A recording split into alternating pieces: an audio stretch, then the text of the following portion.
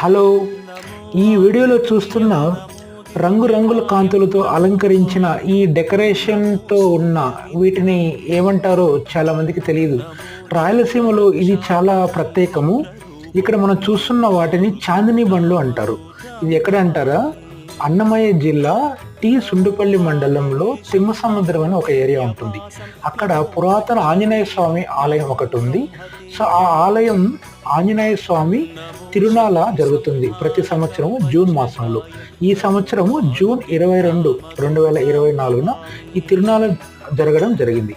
ఈ ఆంజనేయ స్వామి చెయ్యేరు అని ఒక పెద్ద నది ఉంటుంది. ఆ నదికి ఆనుకొని పురాతన ఆలయం ఉంటుంది. సో ఈ తిరునాళ సందర్భంగా ఇక్కడ 13 చాందిని బండ్లు కట్టారు. అన్నీ చూడండి ఎంత ఆహ్లాదకరంగా రంగులతో మెరిసిపోతున్నాయి చూడండి.